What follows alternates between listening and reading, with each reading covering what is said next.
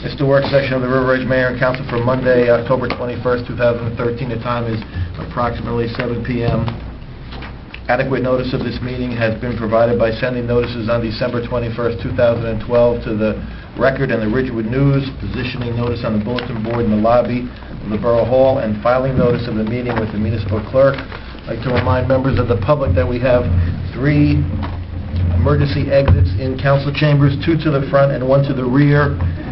We are on the record, both video and audio. If a member of the public wishes to speak when we open to the public, all they need to do is give us their name and address, and they can be heard either by making a statement or asking a question. We'll do our best to give them an answer. Can I have a roll call, please, Judy? Councilwoman Murphy. Here. Councilman Aquafreda. Present. Councilman Capola. Here. Councilman Young. Here. Councilman Bartolome. Here. Councilman Capileo. Here. Mayor Moscow. Present. Okay, we have community development block grant applications on the Borough Administrator's list. Mayor, if I may, I just wanted to give the council the opportunity to make suggestions for the block grant applications. As you're aware, I like to start as early as possible on these. In certain instances where you have brick and mortar projects, you need engineering or architect's estimates, so those take time to develop. We have a later deadline than we normally do, but it's still not too early to designate some of these applications. We're permitted 3 applications. As I said, we have to get resolutions on endorsing them, so there's a whole process here. I don't want you to lose sight of it. This was on several weeks ago, and I'm putting it back on, and we'll continue to do so until we come up with some ideas. So tonight it's for your information. What's the deadline? I believe it's the end of December.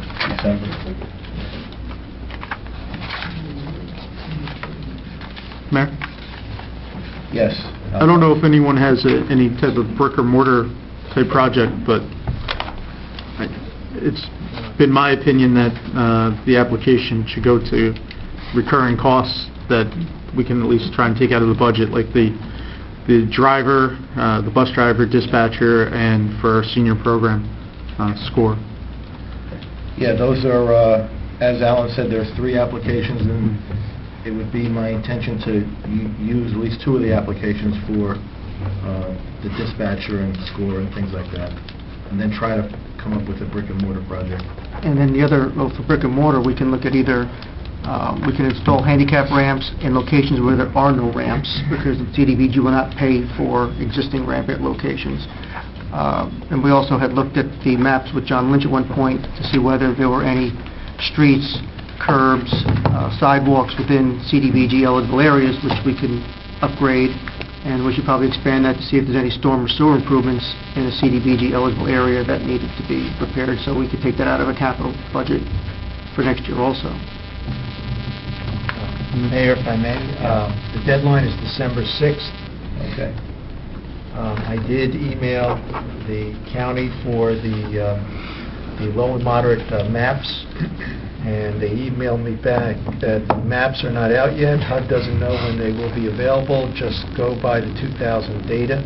3 years after the census. So that's an area down by Oswego and Lakeview, very limited area. Right. But you're certainly welcome to try and take a look down there and see if anything can be done. Okay.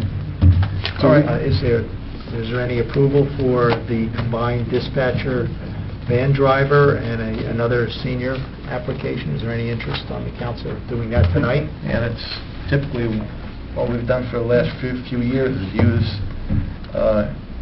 an application for score activities and use an application for the dispatcher. I'll make the motion. Second. Any further comments? Just for clarification, I thought Alan was saying that we would do a combined one, but the motion is for a separate one. So are we doing a combined or a separate? One application would be for the senior citizen activities. Right. That would be separate and apart from a combined van driver and dispatcher application. In the past, we used to have 2 separate applications for those, try and get increased funding, but Now funding has been decreasing, and last year we combined both of those into one. Good. And So the we're allowed to motion do is that. for both of them? Yeah, we could do one. Yes, one is for the senior activities, and the other one is the combined bus driver dispatcher. I just wanted a clarification. It's great. Okay. Do we, Any further discussion? Al? do we know if we have any bathrooms in town that need to be updated to be in compliance with the ADA? I mean, because that's another brick and mortar, I know that's what the schools have been going after for a long time. Or if we have any bathrooms ourselves in any of our buildings, that might be... In these buildings, we have the required handicap bathrooms that I don't believe, I'm not sure whether reconstruction would be paid for by the county. A new one would be. We have the Roosevelt bathroom for the fields, play that goes on down there. The Little League building is compliant, I believe, so. Memorial Park is compliant. You know, so I'm not sure that we can identify any of our other public buildings, you know. Library is good, so, I can put the word out to the rec commission, you know, if there's a building that they have that doesn't have it and they want to do something, that we can look at it. What about the door to the public safety building? We had some talk last week about that. Yeah, we're complete on the ADA installation. We're not complete on the security. We have some questions that were raised that I still have to get some answers on before we're going to come back to trying to install the security feature on that door. That would not be under this grant or a future grant. Okay. Mayor, just as a point of clarification, we're compliant with the bathrooms because we're grandfathered in.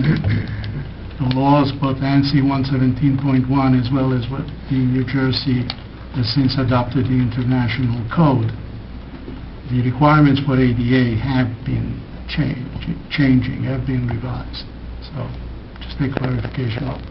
So if we do any reconstruction, we would have to conform to the new requirements. All right. Just for your information, guys. Thank you. All right, we can put an application, we can put a resolution on for the senior bus driver, the dispatcher, and the score activities. I don't think we voted, Mayor. I think we moved in second, but we never... Yeah, we moved and seconded. And we're going to put a formal resolution on, if everybody's all in favor. Yeah. David, all in favor? Yes. Aye. Good. Thank you, Mayor. All right, for discussion, Howland Avenue, Section 6, request for reimbursement to Cherry Muse. Yes, I'd ask the borough engineer to come forward, Rob Costa. Mayor, just as a preface to this, as you're aware, we had Howland Avenue reconstructed with a DOT grant, curbs, sidewalks, driveway aprons, the street itself, and the borough engineer will describe some other issues. We had one resident who had wanted some improvements made. Mr. Costa, I think, was negotiating with the contractor at the time, and the resident went ahead and made these improvements, and now he's asking for a reimbursement on those. Bob, if I made any incorrect remarks, please correct them in your presentation. Can you lay it out for the mayor and council? The homeowner wanted some additional work done, and then some of the fencing that was taken down was damaged. And again, this project, when it was put on the books, was probably 3 or 4 years earlier, when it was negotiated with the easements with Bill Lindsley. They took it down, they couldn't match it, there was an additional piece of fence that needed to be purchased. I spoke to Mr. Bagnano, who said he would reimburse. This gentleman couldn't wait, he bought the fence, he then went out and stained the fence, then he hired somebody else, and I believe the way the bill is written, he wants to get paid for his time to actually stain his own fence. I personally don't think he's due all the money, otherwise I would have recommended to the council certainly to take care of this. But now we're in a negotiation with the contractor, because the contractor feels he was due some additional monies, and I'm actually meeting with him on Wednesday to go over the final billing that's out there with the roadway. But that's what this is about. He's looking for, I believe, $2,400. The homeowner? Yes. Apologize.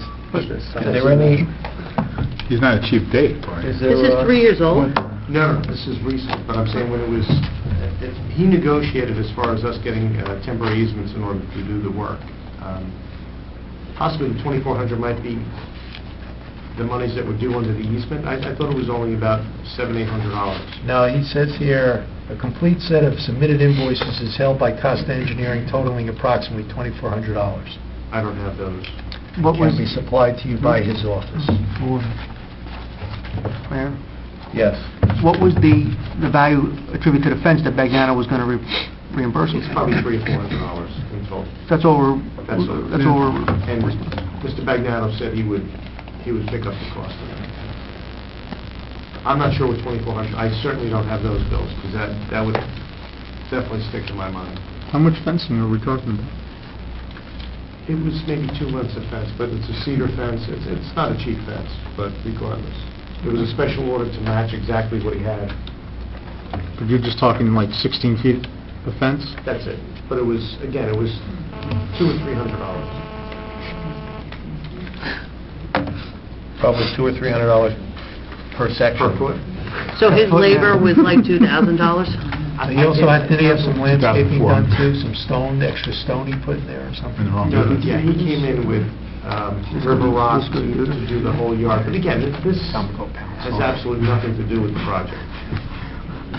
But I don't have bills totaling $2,400 for that. I think it was about $1,024 from my recollection.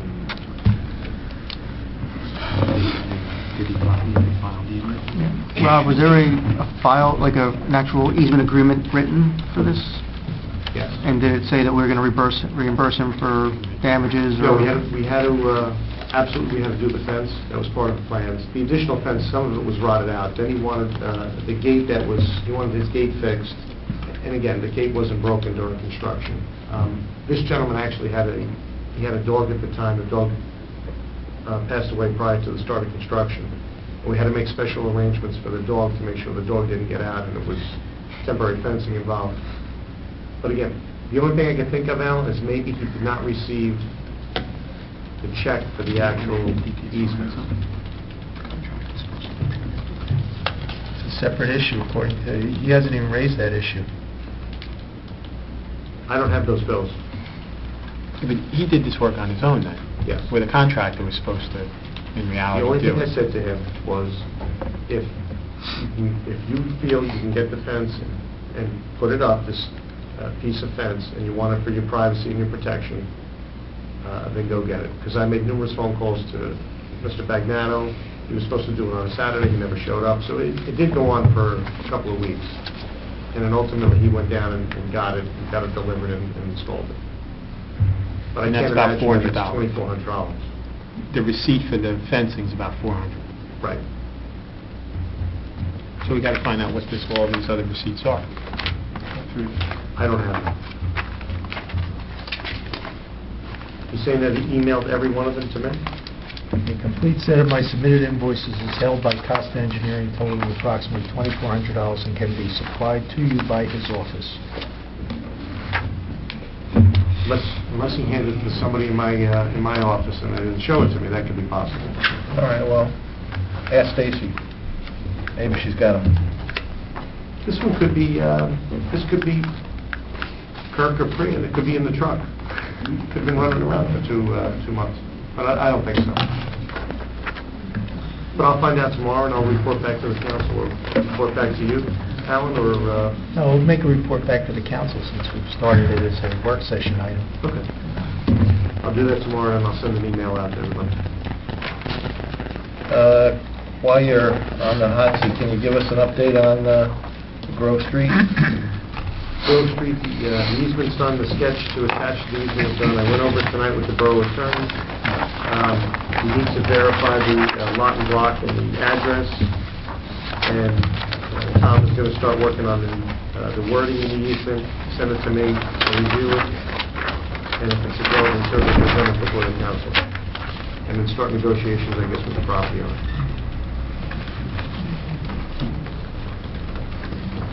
The deed we have that was provided is different than the lot and block here. The deed that was provided in Mr. Costa's office, I believe that they were working off of, is Block 38, lots 1, 2, and 3, and Lot 8B in Block 39. And our easement description has lots 25 and 27 in Block 212. So there's a big discrepancy, and to make sure that we're using the right deed. This deed that was provided does not match up with the description. So he's going to go back and take a look to make sure that this is the correct. Mr. Costa's going to go back and look? Tomorrow morning, I'll go to the county to see if that's the deed that was provided to us. That was Mr. Grasso's deed?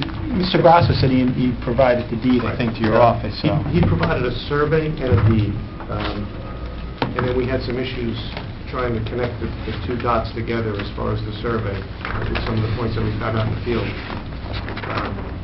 But the deed had maybe old lot and block numbers on it, but I'll check tomorrow. I'll go to the county and pull up the latest one.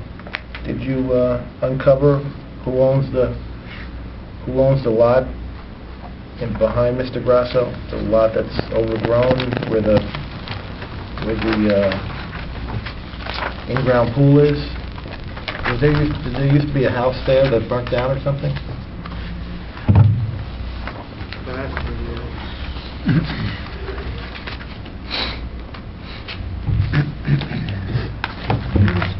Is that Knick-Knack Road Realty? What is Grasso Road? Where is this one?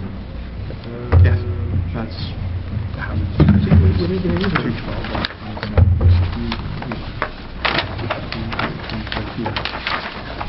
So I think it's Dennis. You guys are parked in Right across there. Nesta?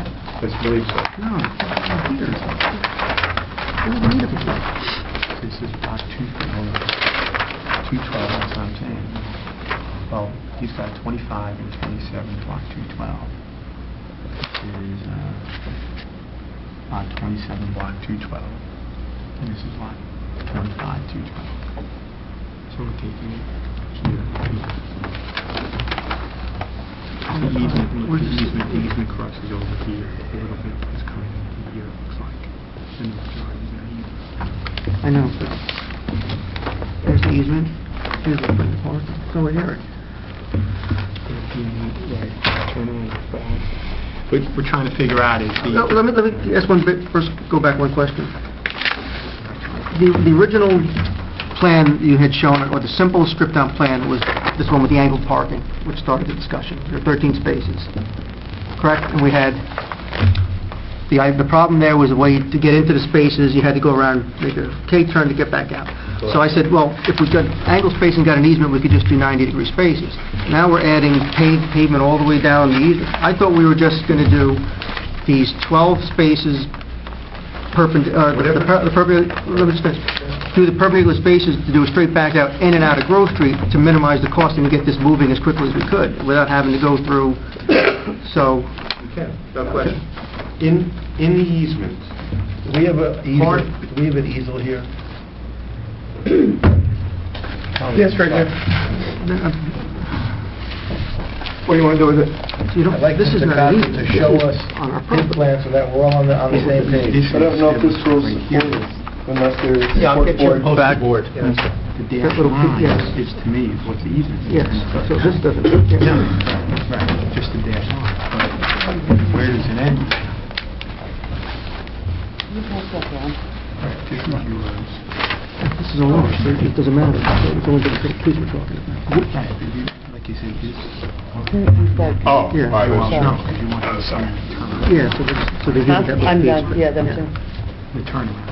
I said, in terms of simplicity, I mean, I don't have to go through paving, all this is... That's not a good easement. Yeah, it's the same. Which part? Is the easement. This piece. Just that little nook there? Yeah, but this... And this is all This is ours, because here's the property. Okay. The heavy line's the property line. Yeah. Bring your highlighter. Okay. So it's just, this is the easement. Can't talk Here. without a laser pointer, but... Yeah. Like I said, I don't want to... This is all extra money. Yeah, no, yeah. Yeah, because this is piece theirs. first. I mean, it's just theirs.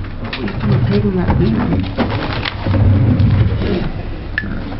No, that's the whole point, just to move the road, just get enough space here, and that's that. That, Yeah. My drawer of mysteries.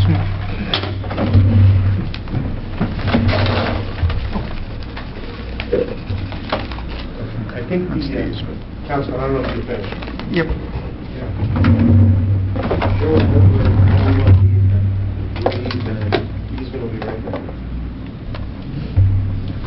The whole thing's not an easement, because that's right along their property line, isn't it? Well, Is there a property line? It basically is L. The L portion comes out and actually cuts off frontage for the other lots in the back, the one you were talking about, Mayor, earlier. This is all Mr. Grasso? That's right. And then at the end, there's actually a little triangle that we believe the right-of-way of Grove Street comes into on the triangular piece.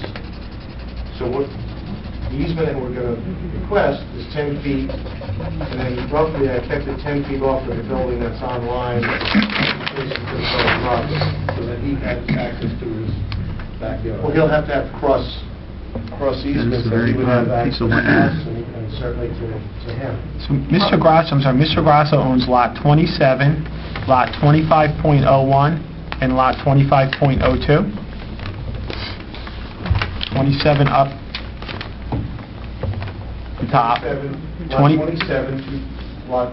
25.01 right below it, and then to the right of it, 25.02. We own this. 2501 is the borough. Is that- This is the Okay, borough. Yeah, we so own that. he owns the two lots.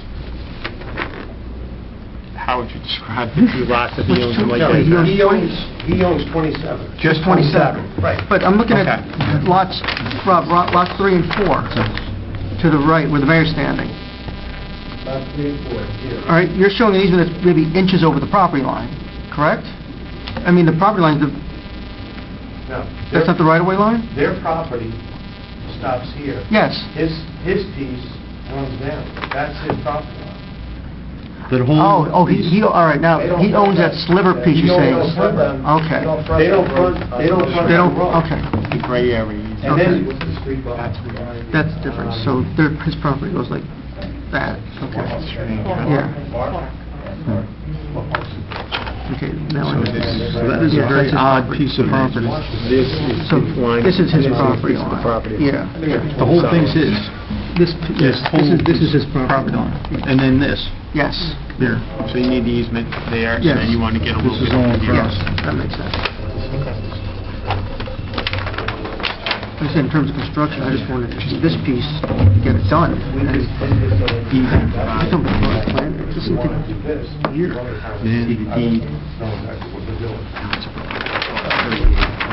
what do you think it will take years?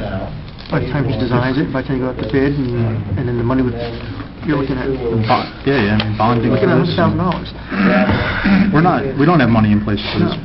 But project. this part we can do. If we just do it. Oh, you're talking about this? Yes, and not Yeah, I didn't that. think we were Yeah, doing no, this if we year. do this part, it should be... I think he was just giving us plans for it. Yeah. And then this is just nothing. What have we got to do to minimize it? It's just, it's got to be striped, obviously. It's gonna be public. Have you gone to look at that? Yeah, I've been out there a bunch. It's like very unknown. Yeah, no, it's a mess. If we want, if... But you don't have to redo the whole thing. Yeah. Just do minimum. Concrete slabs I just don't see his bank removed, then we don't need it. signing off on it. You're going to have to buy it. If we had the concrete Yeah, that's slabs... I mean, that's a lot of land to say, hey, we're gonna... Yeah. It makes sense. Yep. He can't build on it. No. Yeah, no, it's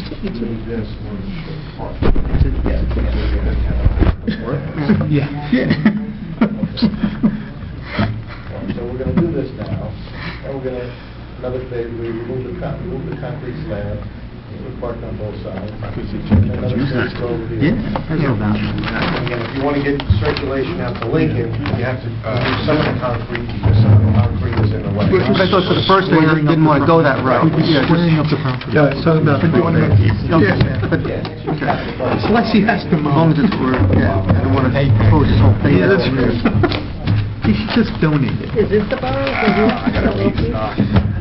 Halloween, there's like a little shutting out thing. Well, look at those landmarks. I mean, you do- If you do a SID or a bid, or maybe a swap, where it gives us this, you can't build on it. What's the... Now, Bob, does width Mr. of it? Grasso, has he given 10 feet. an assent that he would be open to this? Yes, I mean, he was here in numerous meetings, he spoke to me, But this whole piece, he knows what the piece entails, yes. Now, he his hasn't bank. physically seen this drawing or the easement sketch. We're improving it anyway. It's got to be improved Well, from his his perspective. concern, he had two concerns when he called me. When there was a discussion as far as making one-way circulation, whether it came off of Grove or whether it came off of Lincoln, he's concerned because some of his tenants obviously park in the back. So that was a concern of his. And I just wanted to mention to him, they park in the back because they drive over borough property to get there. yeah. You know, basically, he's doing something that he really doesn't have permission to do. Okay. And this is, we Mutually didn't get into agreed. negotiations, but I would think that's one of the first things we would discuss. What was it, now the angled parking that we discussed, why isn't it not being shown again? This is better than that, the angled parking? This doesn't show the removal of the concrete that's out there, so it doesn't show the, taking advantage of the full width of the property. So that, the angled was with that done? The angled was without taking Mr. Grasso's Right. easement. Okay. You know, it would still be driving over it They would have to, it's very tight. in any way. You wouldn't be able to mark, unless you went out and put a Or you fence up. started taking out Yeah. the concrete. Yeah. At some point, the way it looks, Looks like a it appears that the line. demand for train has certainly gone up in the last few years. So, more than likely, this would be used. If you build it, they will come. So you might find out that the minute you do this, the demand might exceed actually what's out there. I'm sure once we put the signs up and stripe it, all those permits are going to get sold. Right. As soon as the permits are sold, there'll be support to do the next phase, take out the concrete, and make that available parking. Right. And if that goes, which I'm pretty confident it will, then we could do the easement out to Lincoln Avenue. How long is this first phase going to be until it's in reality, in your estimation? It's progressed with the... So, but I thought there was still some problems about the deeds. Again, as far as the lot and block, that'll get solved. So I will go to the county myself and pull the latest deed for his property. That's not his closing deed. So you're That's saying, a simple solution, that's easy. so we need a motion, is that what you're saying to move forward? No, I'm you don't not sure need- if you need... No, you don't need- To have the... No. No? Okay. Not at all. The sticking point that I potentially see is his mortgage company. And Mr. Grasso doesn't think it's a big idea, but his mortgage company has to approve any impediments or, conveyances on the property. And So do we have to wait for that for... they're going to have to approve it, and once he gets approval from them, then he can sign it. He doesn't think it'll be a problem. Hope he's right. It's an improvement of his property. So it doesn't rest with us until the mortgage... He has to sign. It rests with him, he has to sign it. Once he executes and allows us this access, then it's up to the council to depend on how they want to build it, how they want to fund it, whether it's going to be, I don't know, in-house, where we try to accomplish this. Yes. We're trying to do the striping in-house. We just may need your firm to lay out the points for the striping. We have signage that's ready to go. The ordinance has been passed.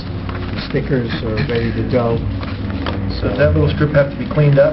Well, this strip is grass, that's the only thing. Whether or not you want to remove it, put down gravel, you're showing pavement, that's a choice that the council at some point has to make, how they want to just, build this, where the shaded areas are, Yeah. what you want to do there. Okay. Just on some of the notes you made on these walls, it said engineer must, or contractor shall make repairs to these walls. Well, the walls are in bad shape. So we'll probably be seeing... Well, that would be in this area here. Right. So if you're not going to go out that way, you're only going to do this as phase one in this area. You don't have to get involved in that. Once you start coming around and get access here and get through, you're going to have to remove some of the concrete that's back there. The walls are obviously in poor condition. So at that stage, I think it's got to get addressed. Thank you. You're welcome. So do you need direction from us in any way at this point? No. The direction is for me to draft the easement agreement. I'm just missing one document that hopefully Mr. Koski And once that's can get tomorrow. executed, I guess at some point you're going to need to say how you want to do this in the future, right, Al? Yeah. So at that stage, come back, or... We have to wait and see if Mr. Grasso signs the easement and gets approval from his mortgage company, and we can move forward with getting the DPW to do whatever's necessary so that we could get the striping done and get some cars in there. There's nothing precluding parallel parking now in some of that area. I'm sure people do park on it now. No, we have it as overflow parking for the River Edge parking train station lot. And there is some parallel parking in there right now for that purpose. Okay. Tell us about the Voorhees clean out, Voorhees Avenue storm cleaning. Should be done tomorrow. They TV'd most of the lines today. They've been out there. This will be the third week. They're up to over 200 tons of material. Wow. Yeah, there was a lot of debris in the pipe. And now that the pipe is cleaned out, actually I can hand out just a small little sketch.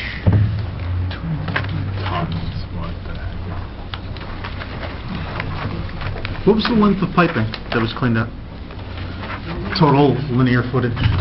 You're asking hard questions? Yes, I am, yes. Maybe 1,000 feet.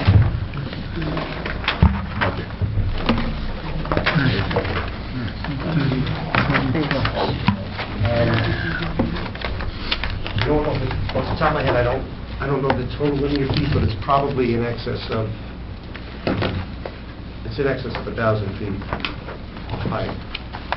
But what the issue is right now that it's cleaned out, and you can get in there, where the pipe enters the head wall on Kensington. And I sent the photo, I don't know if you could actually see the Yes. photo that I sent out. But you'll see in the photo, there's a guy standing in the pipe. That pipe is roughly 2.5 feet lower than the exit head wall. So why it was built that way, why they constructed it that way, You mean the head wall for the what? For the ditch? where the pipe exits out to the ditch is 2.5 feet higher. So if you look, So the water's got to go up. the water's got to go uphill. And Wait a minute, the ditch is higher, the ditch is higher. but that means that all of the infiltrate from the ditch is going into the pipe, right? Which is Backing up. in the wrong direction. We want to head south. Uh-huh. The pipe, actually, this pipe is, for whatever reason, when they installed it, it's 2.5 feet too low. Can't you just dig, make the... But it's concrete, there's concrete on the inside of the head wall where it comes out. Could that have sunk? I don't think so. What's the elevation difference from the head end to the tail end? When you go to, it's about 2 feet, You mean the pipe has to fill up with 2 feet before the water can get into the ditch? 2.5 feet. 2.5 feet? Yeah, yes. Well, that's insane. Well, two things. That's why there was so much, obviously, there was so much silt in it after all these years. Because it's coming from the ditch. Well, there's a couple of open ditches, and then again, all of the road, years ago, they just threw sand in on the roadways during the winter time, so there's a lot of grit, leaves, anything that decomposes over time, obviously was in there. I spoke to John Lynch about this, and Were you in the pipe? Did you go in the pipe? I didn't go in the pipe. No? I wasn't going in the pipe. I tried to go in the pipe. Those days are over. And I'm not even the engineer. He got someone else to go in and take the picture. No, I took the vote. I was up here in water. Mayor, these are confined space areas, and Yes. we have OSHA, It's a 72-inch pipe. and other kinds of requirements. You have to go in with a gas meter on. I'm only 71 inches wide. But speaking of John Lynch, I think the next stage is possibly build almost like a sluiceway coming out of the head wall and try to at least make that concrete go a little bit further, so at least you can maintain it. Not that you're never going to relay this pipe in a proper position. I think that would be too costly. You'd have to rip up all of that and relay it, possibly do a box. It would be very, very Yeah, costly. but what's the base of the ditch? It's just gravel, right? Except where this pipe enters into, it's all concrete. So for some reason, they constructed it in this fashion. There is silt in the ditch that needs to be cleaned out. Maybe we can get the mosquito commission, we can talk about it next Wednesday morning. We can talk about it at sewer subcommittee. But Rob, after it gets to the ditch, then the ditch itself is still going to continue The downgrading. ditch is downgraded. So it's not, it's a restriction, it's not flowing backwards, it's not like the stream is flowing this way, you just have, it takes more Stream force for it to go. flows, right. So, Stream flows south, but there's a lot of silt in the stream that's built up. You have... but now you're going to have higher velocities because the pipe's clean, so you might scour some of that away. Right, and we'll just throw, that'll possibly be somewhere downstream. This is what we're up against. Also, the pipe that runs behind the homes was never connected back into the pipe, and that was one of the alternates that we suggested doing, connect the large pipe into we thought it was a 48-inch pipe, but when you actually go in this now, it's actually, for some reason, it goes from a 48-inch pipe and gets larger inside of it. Is that a 60-inch? Now, we think it's a 60-inch. Isn't there a 24-inch too? Oh, yeah, I see Well, the this is 24. what, 4 o'clock this afternoon, I got a phone call saying they think the 48-inch pipe was actually stuck inside, rather the 24-inch pipe was stuck inside a 48-inch pipe. I don't know why that would have taken place. They were trying to TV it today. So I didn't get the full answer whether that was correct or not. And I wasn't out there at 4, but that was the discussion and the phone call we got in the office around 4 o'clock. So I'll try to find out what's going on with that and report back to, obviously, the mayor and council on that. But at a minimum, I think we need to at least, as an overflow, connect the main pipe into the other pipe to have it run around the back, because that was full of, basically it's stagnant. There's no water going into it other than what falls out of the sky into it. And You're talking about the 60-inch pipe correct. behind lot 1 and lot 2. Right now, that's clean, and it's videotaped. But there was a lot of debris in that pipe because there's no flow in it other than, when it floods, it goes in, obviously, in that area. But other than that, it doesn't. And then with all the debris that gets stuck in there, it didn't smell that great in there either. So I don't know if some of the residents were complaining. They never complained to me, but there's no movement. So what's in gray you're recommending as construction project? At least just to the 48, it's possible that this 24 is actually a 48, but for some reason they changed the size either at the beginning or in the center, whether it broke, whether they're trying to make a crossing over the sanitary lines. So what you gave us here, it just says alternate 1. Do you have something, This was just, other no, alternate? this was just from the original project when we were laying it out, so I just use this as a base just to show the difference in elevations on it. Mayor, Yes. just 2 points. One, sewer subcommittee can spend, the sufficient time on this to examine, these suggestions and come back to you with a recommendation. The borough engineer can come back at a later time. But more to the task at hand, I think we're going to need another $9,000, which would be enough to give us a little bit of a cushion and bring the total emergency to $50,000. Currently had an original one for 20, we added 21, making it 41,000. I think we'll need at least another $9,000 to make sure we have enough. If the end result comes in a little bit less than that, we can come back with a resolution to cancel a few $1,000s to try and get the net number as close as we can to what we're going to actually spend. Would the 9,000 cover attaching this pipe to get rid of the stagnant water? No. Which are That would the, have to get put out to bid. which are the pipes that National, company's name, National Company? We clean the... National Water Main. We clean the large one from Voorhees to the brook. That's the, We're calling it an 88 by 66. yeah, I see that, okay. Then the 48, that's from Voorhees to the inlet. Right? And then from there, there's a 24 shown on the plan. You cleaned the 20, that 24? Well, that's where they were today. Okay. And that 24, when they TV'd it, it looks like the 24-inch pipe was shoved inside of a 48 for some reason. So whether there was a collapse at some point in time. And then you cleaned it all the large pipe all the way out to Kensington? Well, yes. And then the 60-inch, that was completely full. And again, about 15 feet back. The 60-inch, that makes a right angle? Yes. That was full. Well, not completely full, but... But I understand what you're saying. And then it changes in size to a 48, and that's what goes underneath the roadway. Then there's another photo, I don't know if I sent it to the council, if I didn't, I'll do that tomorrow, where you see the sanitary sewer. The sanitary sewer actually goes through the center of the 48-inch in Kensington. So where you see those manholes, you'll see if the sanitary sewer is actually inside the storm sewer. So the storm sewer is breached by a sanitary sewer, The 60-inch that goes into a 48 and then there's a sanitary coming perpendicular, and it's breaching. goes right through it. Wow.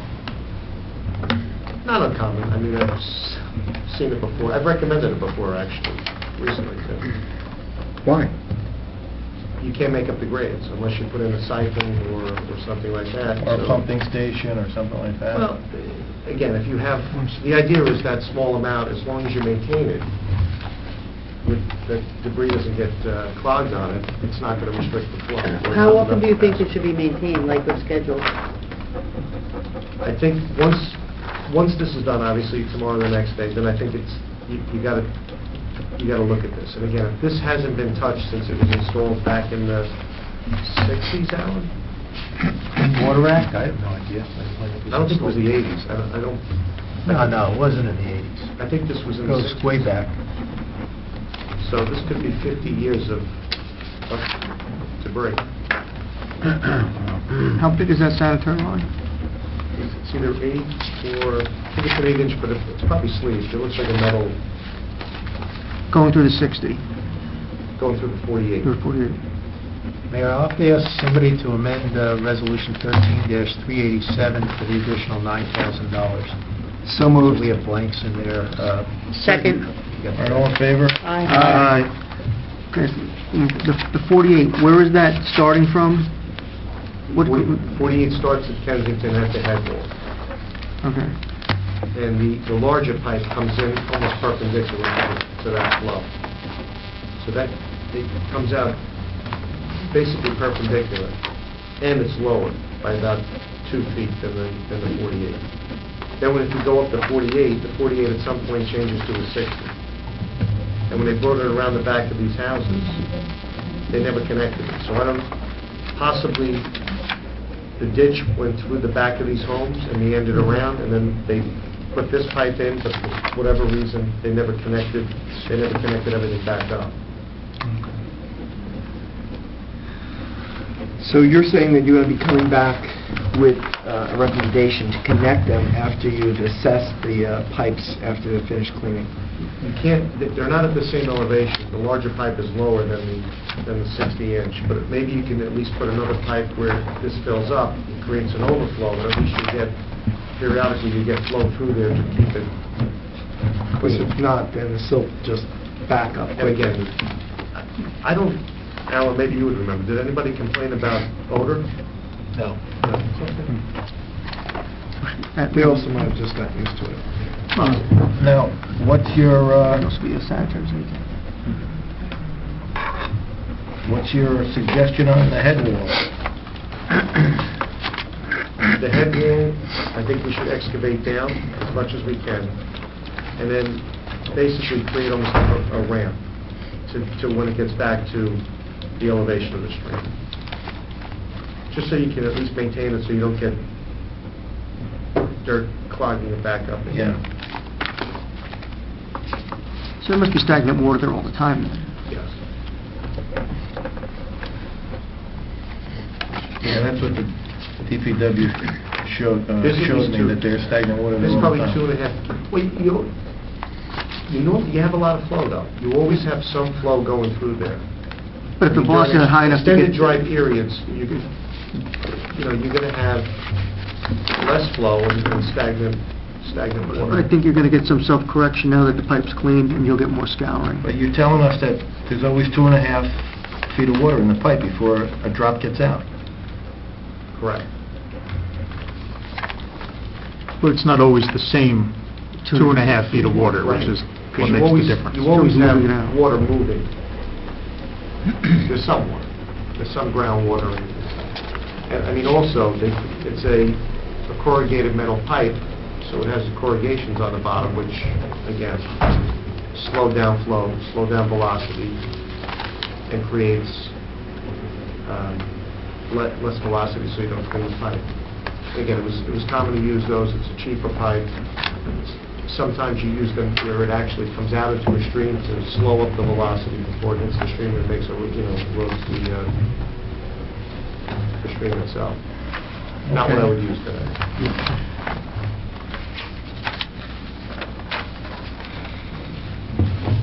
All right, just anything else from Mr. Costa? Just, if you were a cardiologist, and this is the arteries, how much of a blockage, percentage block, do you think the pipes were? Oh, 30% at least. Maybe more. There were some large rocks in it, so Time to get on that statin. some of the sections were, Could be more, because I think John Lynch estimated the 30% as per his estimate for 75 tons, so we're... Come on, let's do the math. The pipe has how much volume, over 1,000 feet, and we took 200 tons. Come on, engineers, you could solve this problem. you can't. We don't have much water. We don't know the saturation. We have the full saturation of the soil. Coefficient of I friction. know that when I talked to the guy who was running the truck on Kensington, he said he was there from the beginning of the job. Correct. He said that some of the pipes were more than 50% packed. Right. Again, in certain areas, not all. Throughout. Where worst areas were where it makes the bend on Kensington, right there at that 90, that was an issue. And again, there were a lot of rocks in that location. As you came back around, going into the brook, that reach was very dirty. And that was... It's the one question now. Now that we have vastly increased the conveyance capacity by doing this, do we still have insufficient inlet capacity at Voorhees to prevent the ponding in the streets? The question becomes, if the size of the pipes coming in have less capacity than what we feel is going out, we should have sufficient capacity, and we have enough inlets at the bottom in order to accept what's actually coming overland on Voorhees.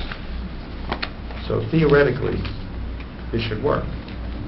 Now, you have a restricted outflow, which is a problem, so I think you need to address that and possibly give another relief point on the 60-inch or the 48 that goes behind the houses. If you do that, I think that's the best that this council can do for that situation.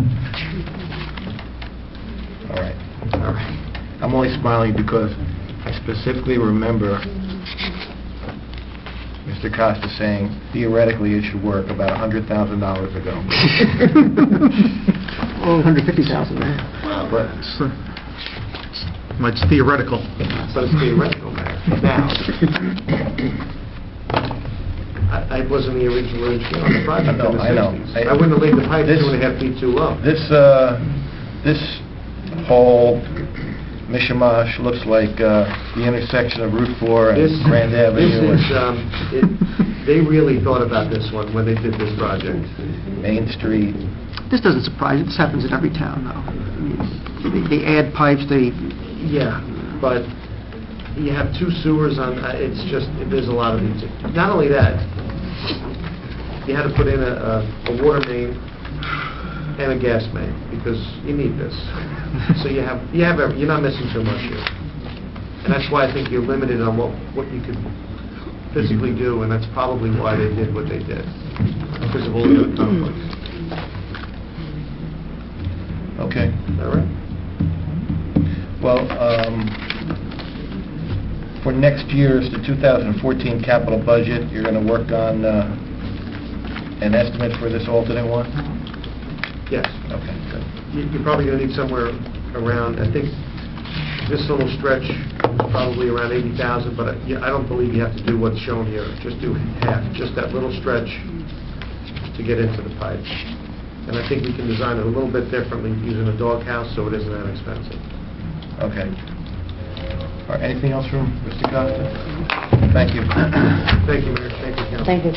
Thank you. All right, grant consultant. Mayor, I had sent if I may, council a memorandum.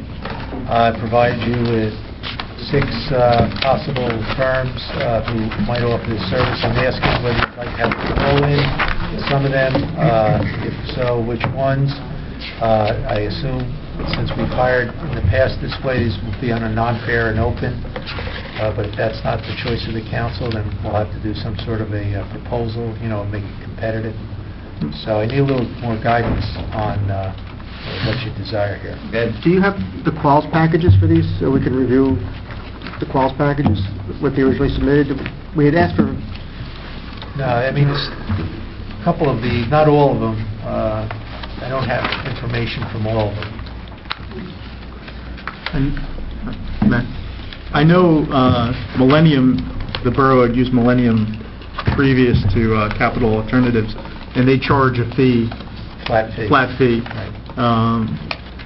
Can we maybe look to see which ones are flat fee and which ones do it on a contingent basis? Maybe, because I don't know that we have the money in the budget for just paying grant consultants a flat fee, and...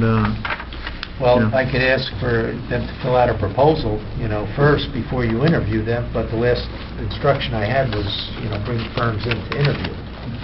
I think we should see their qualifications first before we interview them.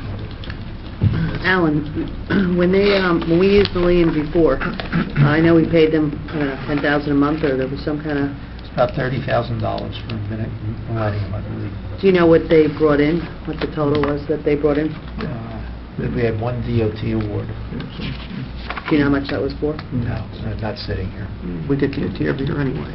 Yeah, we... All right, I think Alan should Is this in the end? look at the list that he has and see which consultants on that list charge a flat fee and which ones do it on a contingency, so maybe we can decide which group we're going to interview, or both. All right, I'll come back to you, Mayor, if I have that information. I just have one other question. Just as a councilman, Mr. Sarlo, who is your grant consultant at in Little Ferry? We do everything in-house. A lot of these grants, why pay percentage when I think Councilman Bartolini said, you're going to get it anyway. CDBG, DOT, so a lot of that is in-house. A lot of the grants that used to be out there are no longer out there, and that's why you see the pot being diminished. Your Green Acres, a lot of that, again, can be done in-house. Your Bergen County Open Space, you're eligible for it. So it's the grants that were really discretionary that have been eliminated. Our borough administrator used to run a HUD program, so he's very efficient, and he's very knowledgeable with the grants. So we got lucky, and he's doing all of our grant writing. So with all of the New Jersey Strong. There are grants out there now with the New Jersey Strong Sandy money. That's, we're using him, so we keep it in-house. I'm not a big proponent of the contingency from the legal perspective of it. I think sometimes you could run a little afoul of it, and I know there was opinion a couple of years ago about it. One of the grant it was the consulting in Bergenfield. That was the whole issue there with the contingency. So just got to be carefully worded. So we stay in-house unless there's a grant. You can also decide, all right, unless there's one specific grant that we want you to go for, so therefore we'll let you work on this. But to give somebody all of the grants, you can use it anyway. You're diminishing your pot. Thank you. We use it in-house. Okay. Anything on the work session consent agenda that anybody would like to pull out for separate discussion? All right. Can I have a motion on the work session consent agenda? So moved. Second. All in favor? Aye. All right. Unfinished business. Anything on the capital list? We already handled Grove Street. Anything regarding the Borough Hall HVAC? Okay. New business? Kathleen? I'm just going over this memo that we got from Tom Smith regarding a dangerously leaning light pole that's on Kinderkmack. I've noticed that for quite a while, and I see that he did send a letter to Dave Hollenbeck from PSE&G. The pole looks like it's ready to snap in half and crash down onto Kinderkmack Road. Have we heard anything back from this memo that he sent to them? It's going on since July. And if you see the pole, it's held up with like a few pieces of orange tape. Not to my knowledge. Well, Mr. Clerk's office. the pole's not being held up by the orange tape. That's just caution tapes to identify it so that PSE&G knows which pole Well, is... it's leaning like that, so I think they could pretty much look at it and see. Please don't cut me off when I'm speaking. It's so that PSE&G knows which pole is leaning, because sometimes they just, unless you tell them what the pole is, they won't know which one. And I have followed up with, what's his name, Mr. Hennessy, or... Hollenbeck? Hollenbeck. I've followed up with Mr. Hollenbeck on that pole, and Tom Smith sent another memo recently to Mr. Hollenbeck, but there was some confusion because he put two issues in the same memo. He included some language about reimbursement for the underground conduit leak for some padding or something like that. So I think right now Mr. Hollenbeck is a little confused. Okay, who would follow up with that then? So I'll follow up again with Mr. Hollenbeck to let him know that the real matter of concern is the utility pole that's been leaning since July. And he knows about it, and he's already told his work crew to do something about it, but so far nothing's been done. There are even threats that, we're going to close down Kinderkmack Road. Because if it falls, it's going to take out a lot of stuff. Anything else on the new business? Alphonse? No, thank you, Mayor. It was in the town news, I think, last week. One of the members of SCORE, she turned 100. I forget her name. Yeah. But Mildred Aldridge, and I Mildred. reported on that last week. But maybe we could, I think in the past, the council has awarded, some type of plaque or something along those lines for residents. And I think there actually is another woman She lives who turned... in New Milford. Well, Milford. still, she's at our SCORE program. It might be nice to... They're in good shape, too. I mean, Yeah, they don't yeah. look 100. No, so... They are in good shape. Yeah. But maybe if we could provide her with some type of plaque. Yeah, so maybe get them all, actually. Appreciation, or, I don't know. Something. Approximation. We've done it in the past. Right. We know. Like for camp? But she's a New Milford resident, shouldn't we don't want, if the New Milford Council, shouldn't we do a joint resolution recognizing her or something? What we can do is that, I'm sure she's not that mobile, but we can do the proclamation, and then We can the switch it around. liaison can bring it to SCORE and give it to her. Just something nice. Any other new business? I just had a question. This is regarding the stump grinding. Would that be under new business? I would met with the... Stump grinding is old business. Can we entertain the question, Mayor, so we can try... I think we're all done with new business. We're done with new business? Yeah, I think so. Yes. Any old business? Stump grinding. Stump grinding. So I met with the Shade Tree, and Liz was explaining to me that we have entered into, or are about to enter into an agreement with a a combined stump grinding with Walworth, which, under Downs Tree Company.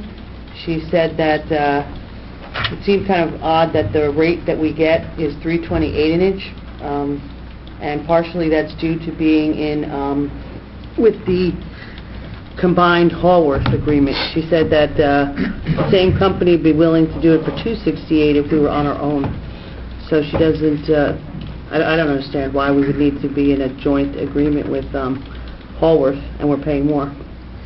Mayor, if I may, way back when we discussed this program during the budget season, the council was looking for a way to try and lower that 268 and get more stumps done because we have a large number of stumps that are out there.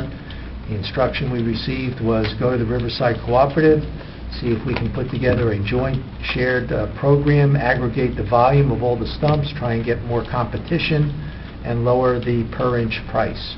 So we went to the Riverside. The only other town that was willing to participate was Hallworth. We went ahead with that on a joint quote basis. We received $3.28 per square inch from Downs, another higher price, a much higher price from another vendor. And you're correct that last year it was $2.68 from the same vendor, or 60 cents more this year. It's a little late in the year. I know talking with the Shade Tree Commission with Liz today, she would like to get some stumps done.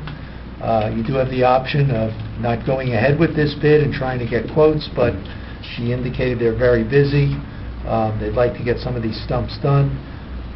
It's a difference of 280 inches when you look at the per inch costs, which comes down to about 23 feet.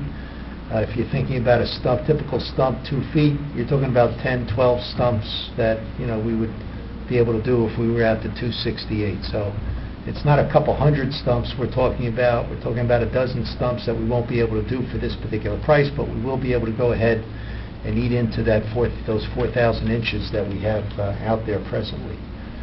So, it's my recommendation you go ahead this year with this. If you don't want to try a combined bid with other towns next year, that's your choice. But we did what we were instructed to do, try and get more competition and a better price. The Downs company is, if we just did it our own, it would still be $2.68 an inch. But because we are going in with Hallworth, they said that the driving back and forth creates the $3.28 an inch, and we get the same price, lower price, if we just did it on our own from the same company. So I don't know why we would even enter into the Riverside Cooperative with Hallworth. You'd have to get new quotes, Mayor. I mean, these two quotes were based on an advertisement, so Right. you could get another quote from Downs. Maybe they will come in lower, but you'll have to go through the process again. Certainly Shade Tree can do it, but, they've indicated they're very busy this time of the year. Ed, how much money do we allocate for this, the budget? $4,000 or $5,000. $5,000. So it's under the quote threshold then? You don't have anything in writing from Downs that they would do it for $2.68 an inch? She's worked with them in the past, and they've always worked with us in the past, and that's what they had told her the price would But be. that was last year. They would be willing to keep the price the same this year. I can call them tomorrow and have them fax something over. Okay. But maybe there's other companies that'll do it cheaper then, if we're going to get 3 quotes. Yeah. When I looked at the bill list tonight, there were other companies called for stump grinding, and there was no response to the other two. Downs was the only one that responded. Out of the That's from three. last year. You're looking at the Yeah. requisition from last year. And When when the cooperative went out, they got a quote higher than Downs. Higher No, than Downs 328. gave them 328 because we would be No, no, linked with what... I know, but Alan said when the cooperative went out for quotes, Mhm. the lowest bid was from Downs at 328, that there were higher quotes. The one other Yeah. quote was $15.84 an inch from Bucla Tree Experts. $15. They didn't want the job. Wow. Okay. See if Liz Stewart or someone can get us another quote from Downs. Okay. Any other old business? All right. I want to move to open the hearing to the public. So moved. Second. Do we have a matter on? Yes, we have a closed quick session? closed session. All in favor? Aye. Would anybody like to speak during the work session, public portion of the meeting? Can I have a motion to close the hearing to the public? So moved. Second. All in favor? Aye. All right, can I have a motion to adjourn the work session and go into a quick closed session before So we moved. have our 8 o'clock meeting? So We have a moved. motion? Second. Second, all in favor? Aye.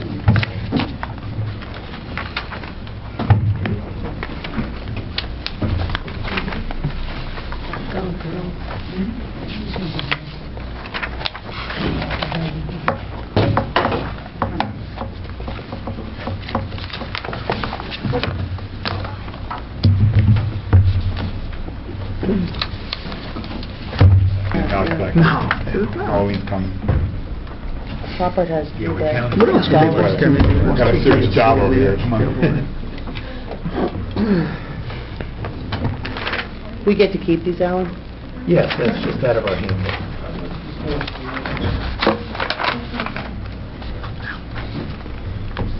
Everybody else left. You warm out. Peggy's gonna... All right.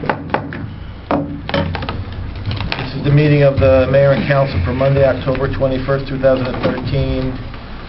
This is the delayed 8 p.m. meeting. It is now approximately 8:25. The meeting is called to order. If we could all stand for a moment of silent prayer or reflection. In particular, I'd like us to send our prayers to the Napperstack family, a longtime volunteer fireman in town who passed away. Would also like to send prayers to Artie Montemuro, the crossing guard on Minden Avenue, who was seriously injured when he was struck by a motor vehicle last week and is still hospitalized.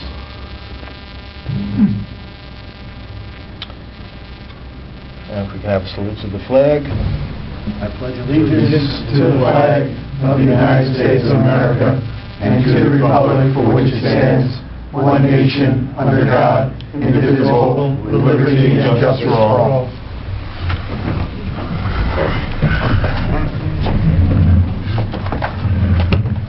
The New Jersey Open Public Meetings Law was enacted to ensure the right of the public to have advance notice of and attend any meetings of public bodies at which any business affecting their interest is discussed or acted upon. The mayor and council of the borough of Riverbridge have caused notice of this meeting to be published by having a date, time, and place posted in the borough hall, and notices were sent in December 2012 for this meeting to the Record and the Ridgewood News. Of course, the mission of this governing body is to provide essential services through the implementation of public policy, safeguarding our infrastructure, providing courteous and professional services, establishing a sense of trust and accomplishment.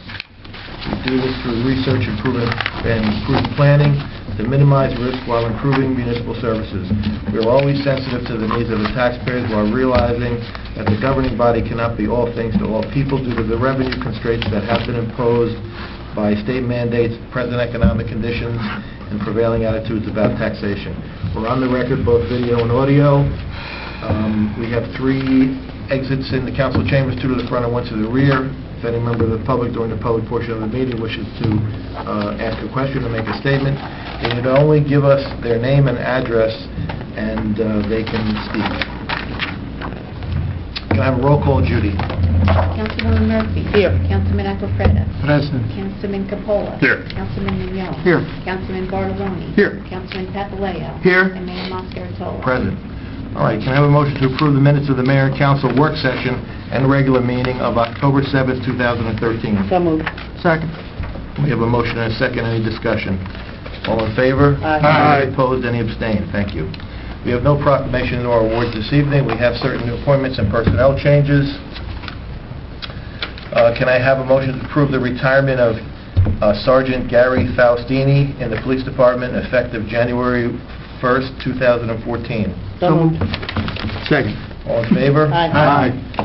Can I have a motion to approve a salary change for Anthony Ciapolis, Deputy Registrar, from Step 1 to Step 2, effective October 5th, 2013? Second. We have a motion and a second. Any discussion? All in favor? Aye. Any opposed? Any abstained? Can I approve the salary change of Kenneth Morth, Tree Trimmer 2, in the Department of Public Works, from $53,501 to $54,073 due to a step increase from a Step 1 to a Step 2? So moved. Second. I have a motion and a second. Any discussion? All in favor? Aye. Any opposed? Any abstained? Thank you.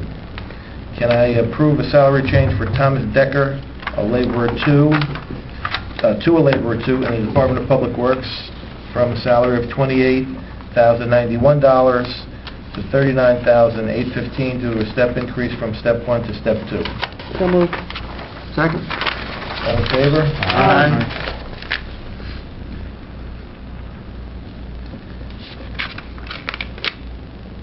Can I have a motion to approve the hire of Danley Decker of 6th Street and Fairlawn as a park maintenance attendant for the Recreation Commission at a Scale B, Step 1, hourly rate of $17.73, not to exceed 8 hours per week, with a 6-month probationary period? So moved. Second. Any discussion? Alan? Is this the Decker that was hired by the DPW on a temporary basis? Yes. He's still working out of the fall season. There's still some hours left in the budget. Does recycling 3 times a week, and we'll do 1 day for the park maintenance. Okay. So, he's still going to be working at the DPW, but 1 day he's going to be doing park Yes. maintenance for the Rec Commission? Yes, he does. He'll do 21 hours for the DPW until he reaches the limit on the budget for the seasonal and help. Okay. All right, all in favor? Aye. Any opposed, any abstained? We have various correspondence and notices that are on file with the clerk's office for any member of the public who wishes to review them. We have monthly reports from the Board of Health, Fire Prevention, Property Maintenance, the Rec Commission, the Tax Collector, Planning Board, and the Zoning Board of Adjustments. Tonight we have liaison reports, beginning with Councilwoman Murphy, liaison to the DPW, the Shade Tree Commission, the Public Library, SCORE co-liaison, New Milford River Edge Shared Services, Oradell River Edge Shared Services. Kathleen. Thank you, Mayor. It's going to be short tonight. SCORE will be having a Halloween parade on Monday, October 28th, with musical scores. They're going to have a bus trip to Atlantic City November 6th, a New Year's Eve party at Temple Abadat Shalom December 31st, $50 per person. The library, we have Teen Techies, which are a bunch of teenagers helping older people learn to use iPads and computers, and they've had a great turnout with that. They had about 10 seniors and 10 teenagers helping them to navigate technology, so that's been very good. The Shade Tree, they have 290 trees about to be planted in mid-November. The letters went out to the homeowners, and it should, like I said, start mid-November. The DPW has their tree truck out regularly, and the workers are very happy with the new truck. And that's it for me tonight. Thank you. Councilman Acquafredo. Beautification Committee, Ad hoc Zoning Subcommittee, River Edge and Riverdale Schools. Yes, Mayor, thank you. There was no meeting of the Beautification Committee. I could not attend the River Edge Board of Ed. I was out of state for all of last week. There was no meeting of the Riverdale. However, they still have not settled contracts with either the teachers or the administrators, and it looks like we're looking at arbitration. So, most regretful. And I can't go back. Councilman Coppola. Sorry. Construction Code Official, Property Maintenance, Senior Citizen Co-Liaison, Historic Commission. Thank you, Mayor. Councilman Murphy stole a lot of my thunder, but so far as the score, everything she said, but in addition to, tomorrow we are unveiling our ad campaign for the score. I've been working for months on this direct mailer. These 8-inch postcards are going out to every senior in town, and it's going to invite them to SCORE, and it says a little bit about what we do at SCORE, and so we've been fine-tuning this, and tomorrow will be the mailing, and I propose to do it in 3 separate mailings to grab attention, because you kind of need to remind people about, that we exist, but the girls down there want to just do one mailing first, see how it goes. So I'm excited about that. Took a lot of time and effort, so we're going to be, like I said, unveiling that tomorrow at SCORE. And I will be at the Halloween event, by the way, next week, dressed up. So can't tell you what it's going to be, but if you want to see, stop down. I'll give you a hint, it'll be super. So, yeah. And then we have Historic Commission. Today, they rolled out the oral history of Mrs. Mary Donahue. I don't think I have to tell you who she is, but I will. Miss Mary Donahue is Mrs. River Edge, a fascinating human. She has accomplished quite a lot. Former councilwoman here, freeholder, a mother of a very large family, and she's just very impressive, very smart, and her resume is probably pages. So that's on YouTube, and you can check that out. It's a 44-minute interview with her. Yeah, and if you just go onto YouTube and type in the search, Mary Donahue, River Edge, New Jersey, and so a lot of the people at the Historic Commission were involved in that, including Mrs. Sarah Teresa Bartoloni, who was also an intricate part of having that put up on YouTube. So that is what's going on. That's it. Back to you, Mayor. Thank you. I had a question. Property maintenance. Did we get any report from our code enforcement officials? There are weekly Yes, correspondence. in the correspondence. All right, great. And Historic Commission, we're waiting for Mr. Neese to report on what it's going to take to get the historic element corrected. Right. Councilman Mignon. Police Department, Environmental Protection Commission, Green Team, Planning Board, New Milford, River Edge Shared Services. Thank you, Mayor. On October 12th, the Green Team had a bicycle and pedestrian safety program at Memorial Field. It was very well attended. I'm guessing at least 40-plus children on bicycles were there. Thanks to Ms. Bastide, who helped organize it, and our chairperson, Bonnie Stewart, and thanks to Chief Curry for assigning Officer Sanchez and Diamond, who were out there working with the kids that day. They did a fantastic job. Renata was expressing that she was a little concerned. She's not used to public speaking, but she did a great job holding the kids' interest, giving them some good information. The kids were very interested. They had some bicyclists from Westwood who did some tricks for the kids. They had a little obstacle course. I think all the kids had a good time, so I think that was a very, very good program. Planning Board, there was one application this month. The board was asked to reconsider its previous denial of the expansion at Yeshiva, and the board granted the request to reconsider, and at the end, they voted to approve the project as originally proposed. That's it, Mayor. Thank you. Councilman Bartoloni, Recreation Commission, Traffic and Safety, Special Events Committee, Technology Committee, Oradell Shared Services Committee. Thank you, Mayor. This weekend, we have the Halloween parade in Memorial Park. Lineup starts at 2:45, and the parade starts at 3 o'clock. And then there's a magician at about 3:30. So come in costume. There will be bags handed out to the kids, so they don't have to bring one. Let's see, what else do we have going on? The holiday lighting ceremony is for December 7th, and that'll start at the library and come down here for the lighting in front of the Borough Hall. I don't think there's a time been set yet for that, but it's usually right around the time it starts getting dark.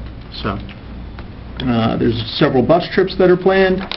One is for Sunday, November 3rd, and that's going to Resorts Casino. And they also have, for Monday, December 9th, there's a bus trip to New York City to tour the holiday lights.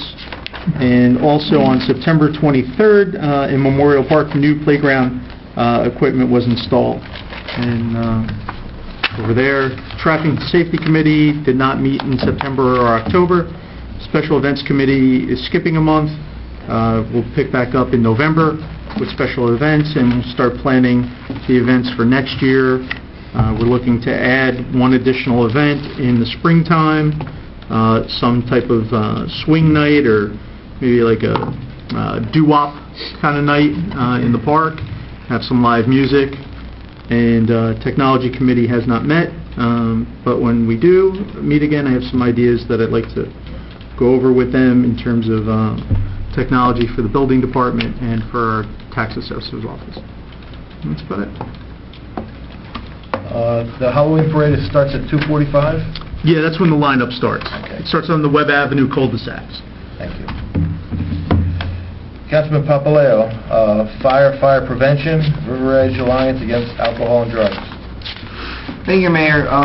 River Edge Alliance Against Alcohol and Drugs was represented at River Edge Day.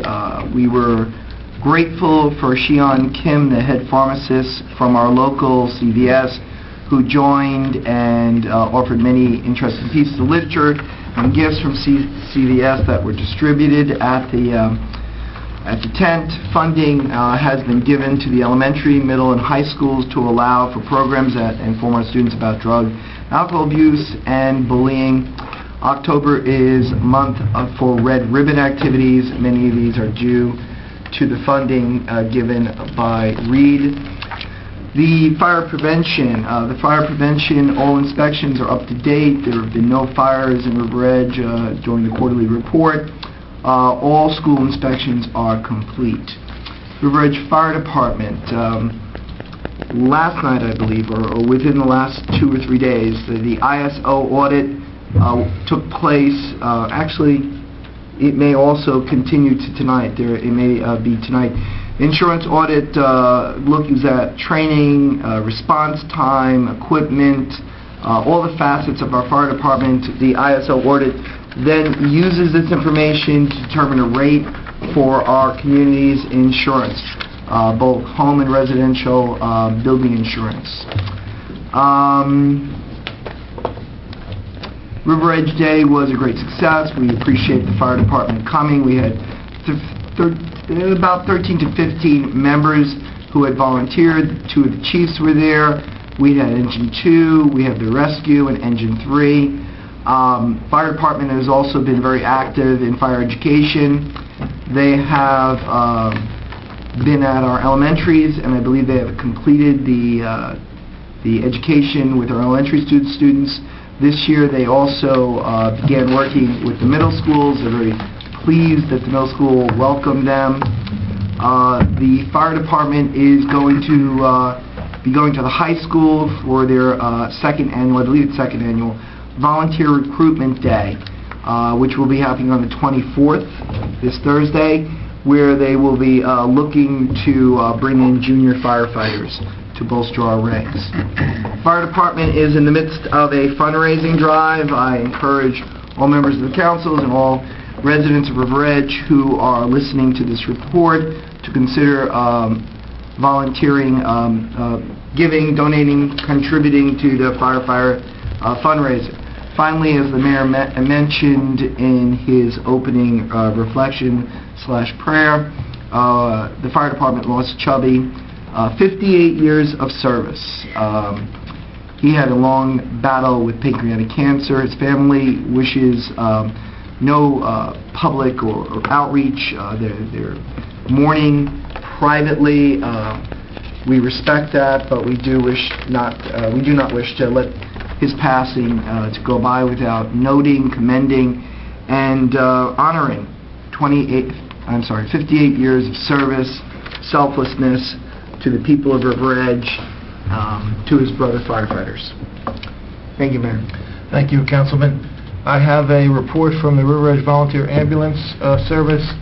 The ambulance corps responded so far this year to 475 calls. They conducted 4 CPR classes, which were held in conjunction with the River Edge Police Department. They held 2 CPR classes with the Boy Scouts and their parents. Of course, the ambulance service covered the St. Peter's Carnival on all nights that they were open. On October the 9th, they conducted a class entitled The First 30 Minutes of an MCI that was held for its members. On October 24th, they are invited at the Riverdale High School to a volunteer fair, and the ambulance corps will be attending. Coming up on October 27th, they will be standing by in Van Zorn Park for the Alzheimer's Walk, and the report was submitted by Captain Donna Sanders. The volunteer ambulance service does a great job in service without the use of any taxpayer money to the citizens of our community. In addition to that report, we have the Mayor's Wellness Program, which is still going strong. We're adding another event for Roosevelt School for children's exercise classes beginning October 29th. beginning October 29th. We have over 150 kids signed up at Wow. this point. And that's in addition to the Friday Night Fit Club and the Biggest Loser contest and the walks that we have in the mornings. And we're planning other events in the park. We're planning a belly dancing class and demonstration. So it's a great program, again, all run by great volunteers. Sure everybody's read the papers that the Supreme Court denied a temporary stay of the governor's appeal, and registrars around the state are beginning to accept applications for same-sex marriage licenses. I don't know if any have been applied for yet. I hear that they have. I know that our borough attorney has sent a memo to our registrar with appropriate instructions, and I haven't heard of any problems with the procedure. On Sunday, I attended the dedication of the senior residence at St. Peter's, and I toured the facility, which is very nice. And it is a faith-based initiative that is serving seniors that are local. Some of the money is grant money, but some of it is regular rent that the residents pay. There was a ribbon cutting. Freeholder Dean Nicolo attended. Father Sheehan gave an invocation and a blessing of the facility. It was very nice. And today I attended from 8 o'clock this morning to 4 o'clock in the afternoon the Complete Street Summit at Rutgers University, and there were many great speakers. I received a plaque that I could pass around, given to the borough in recognition of our Complete Streets policy. We can hang it somewhere. I left with a feeling that what I would like to do, if we're all of the same mind, is to strengthen our Safe Streets policy to include an implementation plan that other communities have, such as Montclair. And some of the speakers were speakers from the DOT who indicated that if you have a policy, you score higher on any grant applications. If you have a policy and an implementation plan, then you get additional points for having an implementation plan. So I learned about many low-cost initiatives that we could be doing in-house that don't require a lot of money. It's basically just paint. Like, for instance, when we begin to pave Fifth Avenue, which is a very wide street, we could simply, as part of the resurfacing project, we could put a line that could be a combined bike lane or parking area on one side of the street. And all it is paint. Doesn't cost a lot of money, and the effect that it has is that it slows traffic down because you're channeling it, and people pay attention when lanes are channeled. And Fifth Avenue would be a good location to start that because many bicyclists and pedestrians now use Fifth Avenue as a loop into the park. So it would be a good place to run that as a little pilot program to see how it would be. We wouldn't have to change any ordinances or anything like that. You could still park in the strip, but it would be a demarcation. And there were other low-cost initiatives that I can talk to you about if I had more time. The other good thing about going to the summit is that all of the Complete Streets strategies are geared towards economic development. And they have a great website, and they were great speakers, and we could use some of the studies that they've conducted in order to go back to the County of Bergen and see if we can get them to make some changes to Kinderkamak Road to make it more pedestrian and bicycle friendly. So that's my reports. Those are my reports. No ordinances tonight for first or second reading. We have resolutions by consent. Does any member of the council want to pull out for discussion or question any of the resolutions on the consent agenda? Kathleen. 13-388. Just had a question for Alan. When is this going to be implemented, and who were the first people to be issued these cards? Not sure when it's going to be implemented. We'll have to finish up the paperwork with the bank, have the card produced. We'll have to do training. I should be the first person to receive the card. We'll talk to the police and DPW, recreation about it, and I also would like emergency management to get a card as well. So that's where we stand right now. This is the authorization to enter into the agreement with the bank. Okay, thank you. Anybody else? Can someone move the resolutions by consent 13-384 up to 13-390? So We can moved. do the payment of the bills. Second. We have a motion and a second. Any discussion? All in favor? Aye. Any opposed? Any abstained? 13-391, the payment of bills. Councilman Mignon. Thank you, Mayor. Whereas vouchers for the payment of goods and services rendered to the Borough of River Edge have been received, and whereas each bill has been checked by the receiving department, approved by the Chief Financial Officer and Borough Clerk, and reviewed by the 3 members of the Finance Committee. Now therefore be it resolved that bills as listed now be confirmed for payment from the appropriate funds as follows. Current account, $480,648.66. Capital account, $3,491.85. Recreation account, $5,891.53. animal welfare account, $230.40. Trust other account, $496.75. Trust others developers account, $2,373.21. So moved. Second. All in favor? Aye. Any opposed, any abstained? All right, can I have a motion to open the hearing to the public? So moved. Second. All in favor? Aye. Can I have a motion to close the hearing to the public? So moved.